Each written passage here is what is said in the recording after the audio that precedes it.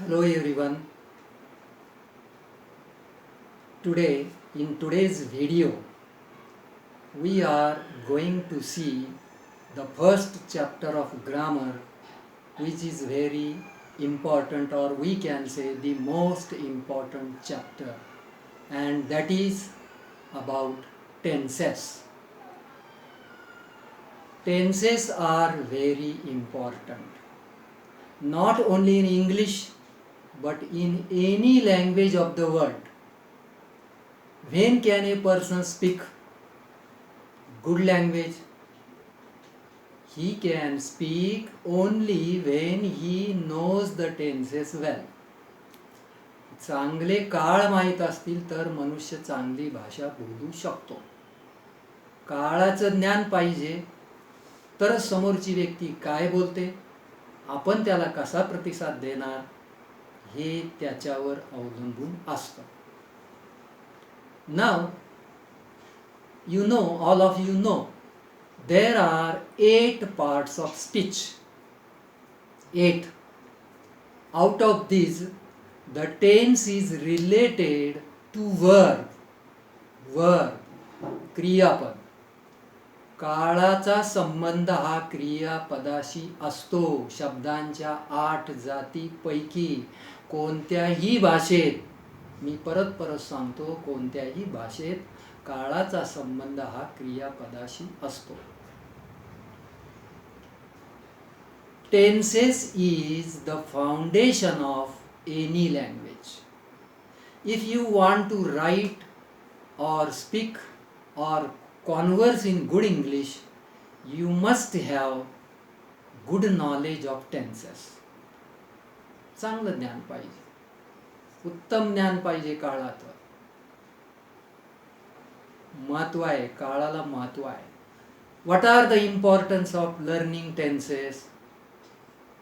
I can explain these in 3 or 4 points. If you know the tenses well, you can answer questions correctly. तुम्ही प्रश्नाचं उत्तर एकदम बरोबर देऊ शकता.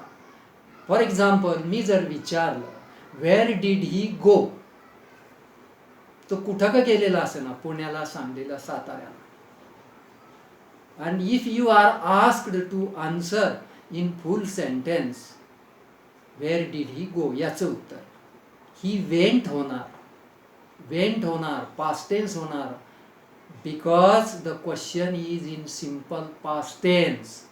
तुम्ही गो म्हणू शकत नाही, गोज म्हणू शकत नाही, गोईंग म्हणू शकत नाही, हॅड गॉन म्हणू शकत नाही, विल गो म्हणू शकत नाही. तुम्हाला याचं उत्तर वेंट मध्ये द्यावं लागेल. म्हणून मी सांगितलं, काळाचं उत्तम ज्ञान असेल तर you can answer any question correctly. This is point number 1. Point number 2 is you can speak fluently. You can converse fluently. तुम्ही उत्तम संभाषण साधू शकता, तुम्ही उत्तम प्रकारे बोलू शकता. नाव come to the third point, that is very important. There are some other important topics of grammar which depend upon tenses. आता इकडे बघा, टेन्सेस तर आज आपण शिकणार, परंतु संपूर्ण ग्रामरमध्ये असे 4-5 टॉपिक्स आहेत की जे टोटली, संपूर्णपणे, होली कशावर अवलंबून आहेत, काळावर अवलंबून आहेत. 4 or 5 topics of grammar depend upon tenses. What does it mean?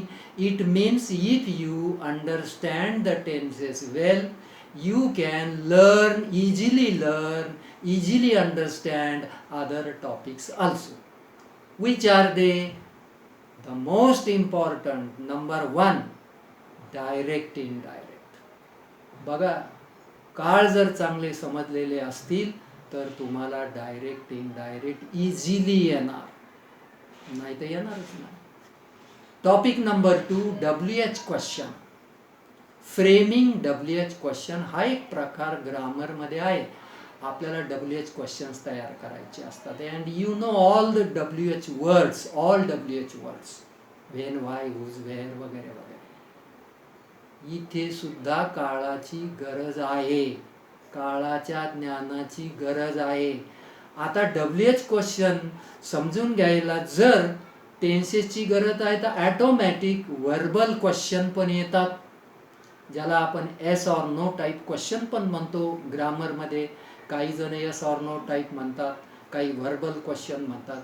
तिथे सुद्धा काळाच्या ज्ञानाची अत्यंत गरज आहे. Topic number 3, voice. You know there are two types of voices, active voice and passive voice. But this topic also depends upon the knowledge of tenses. बघा ना, तुम्हाला काळाचं ज्ञान फार गरज आहे इथं. ॲक्टिव्हचा पॅसिव्ह करताना जर पास्ट पार्टिसिपल करायचं, थर्ड फॉर्म करायचा, तर ते परत टेन्सेसकडे येतं. साधी गोष्ट आहे. And the last topic which is related to tenses is question tag. Question tag is also related to tenses. चांगलं ज्ञान असेल काळाचं तर क्वेश्चन टॅग मध्ये काही अडचण येत नाही. So these are the 4 or 5 topics of grammar which depend upon the knowledge of tenses. Let us start with tenses today. You will take down your notebook, write down tenses, types of tenses, not only tenses, types of tenses. एखादा म्हणेल kinds of tenses, काहीच फरक पडत नाही. लिहिलं. Number 1, main tenses. Main tenses ब्रॅकेटमध्ये मराठीत लिहायचं मुख्य काळ किंवा प्रमुख काळ. Main tenses. Number 2, sub tenses. Sub tenses, SUB dot किंवा डॅश टेन्सेस जोडा आणि मराठीत लिहा उपप्रकार. उपप्रकार म्हणजे मला इथं काय सांगायचं, काळाचे मुख्य प्रकार आणि उपप्रकार. बरोबर. तर तुम्ही या 2 गोष्टी लक्षात ठेवायला पाहिजे. खालच्या वळीला घ्या मेन टेन्सेस किंवा types of main tenses. Types of main tenses.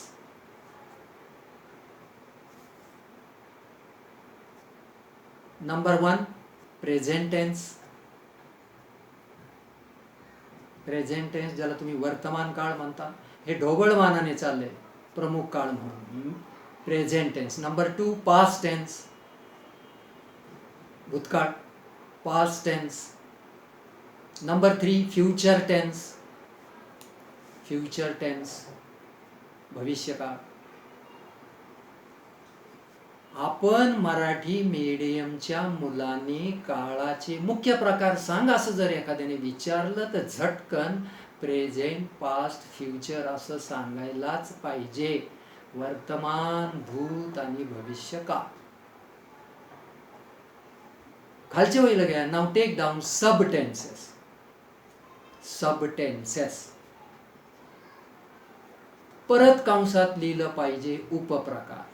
काळाचे उपप्रकार हे लिहिलं पाहिजे. परत परत लिहिल्याने आपण विसरत नाही. Sub tenses. Now this is very important. That is what we have to study carefully. हे प्रमुख आहे, हे खरे आहेत, हे समजून घेतले पाहिजे. Now take down. Number 1, simple tense. ब्रॅकेटमध्ये साधा काळ, simple tense. Number 2, continuous tense. Continuous tense. आता इथं ब्रॅकेटमध्ये लिहिलं पाहिजे, कारण बऱ्याचशा लोकांना हे माहीत नाही, मुलांनाही माहीत नाही. लक्षात घ्या. याला 2 नाव आहेत ब्रॅकेटमध्ये. Progressive tense. ब्रॅकेटमध्ये progressive tense. Oblique imperfect tense. Imperfect tense याचा अर्थ परफेक्टच्या विरुद्ध इम्परफेक्ट म्हणजे अपूर्ण अर्थ होतो. प्रोग्रेसिव्हचा अर्थ तोच होतो. कंटिन्युअसचा अर्थ तोच होतो. When I was in high school, there was one of the teachers, he was a very good teacher, he used this title imperfect tense and still I remember it. मला अजूनही ते आठवतं, पण हल्लीच्या ग्रामरच्या पुस्तकात हा शब्दच मला दिसत नाही. Number 3, perfect tense. PRFECT, perfect tense. कंसात मराठीतल्या पूर्ण काळ, पूर्ण. Number 4, continuous perfect tense. Continuous perfect tense.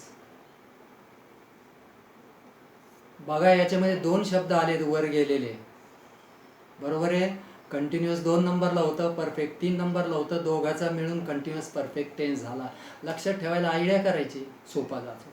So these are the 4 subtenses which we have to study very carefully. आपल्याला ज्या वेळेला आयडेंटिफाय करायला सांगितलं जातं, चेंज करायला सांगितलं जातो काळ, त्यावेळेला आपल्या उपप्रकाराचं नाव लिहायचं असतं. आता जनरली कसं असतं, काळाचे प्रकार सांग म्हटलं की मुलगा काय म्हणतो, वर्तमान काळ, भूतकाळ, भविष्यकाळ. पण उपप्रकार खरा सांगायचा असतो, म्हणून मी अशा प्रकारच्या 2 कॅटेगरीज केलेल्या आहेत. हे लक्षात घ्या अभ्यासाच्या सोयीसाठी. एक मेन टेन्सेस, दुसरे सब टेन्सेस.